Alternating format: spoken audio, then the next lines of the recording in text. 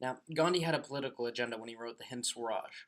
Obviously, he wanted to define what India wanted as a nation. The first apparent desire is for sovereignty as a nation. Both the Swaraj's reader and editor roles agree on that. The editor specifically references an emasculation of India that needs to stop. Emasculation? It's a pretty pointed statement, but that's an aside. Gandhi also said that Indians needed to return God to the public pedestal and remove European ideals, i.e. capitalism. Gandhi viewed European influence as the very shackles that kept India in a state of inferiority, if that's too strong a word, and at least a state of subservience. If you saw my last video, then you'll remember that I talked about Gandhi's strained relationship with Western medicine. Well, he takes that a bit farther and actually condemns the whole European mode d'état. Lastly, he wants to bring unity. In his attempt to bring unity, he tries to diffuse violent tension between different populations of Indians, specifically between the Hindus and the Muslims. Gandhi takes the only word I can think of is Unitarian, stance on religion that isn't common even today. He says that all religions are different roads converging to the same point.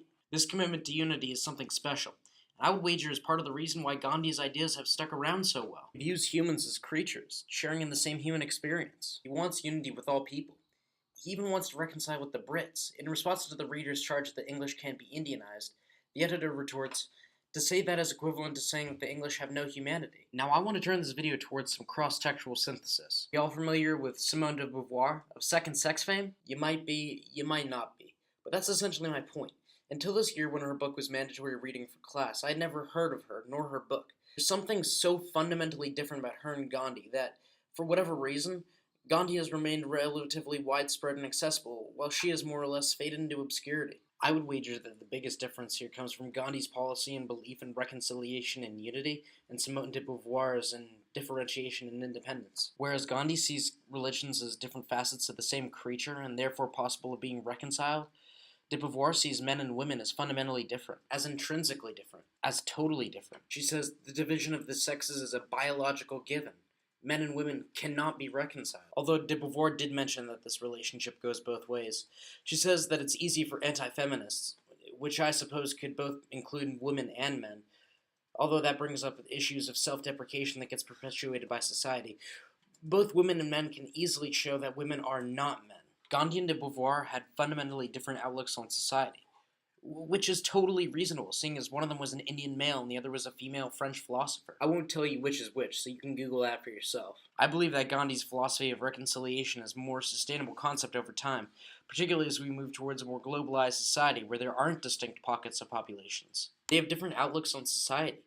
Gandhi says, let's look at the way that things are similar and not so different. De Beauvoir says, let's find the way that they are different and how that causes problems in society. De Beauvoir says, let women be independent entities and not relate ourselves to men. Gandhi says, let us have unity and come together. As an aside, because de Beauvoir wants immediate action and separation, I would bet that she, in Gandhi's book, could be identified as the role of the reader. Gandhi doesn't want to remove the oppressors violently, and I can't recall any time when de Beauvoir says her agenda can be accomplished violently, but Gandhi stresses the use of a love ethic, which Beauvoir does not. And it's totally, completely, entirely possible that Gandhi's ideas are much more prevalent, or at least his name, because he became a martyr of sorts for the civil rights movement. I can see people arguing because his ideas of reconciliation fit nicely in the pocket of the Christian love ethic that the United States is supposed to embody, but I choose to believe that Gandhi has stuck around because ideas of nonviolence, of reconciliation, of moral strength in the face of adversity, are simply more attractive to the human mind than those of action and separation. We all need to apply this love ethic to ourselves and reconcile who we want to be with who we are. Gandhi would tell us to love ourselves a little bit more.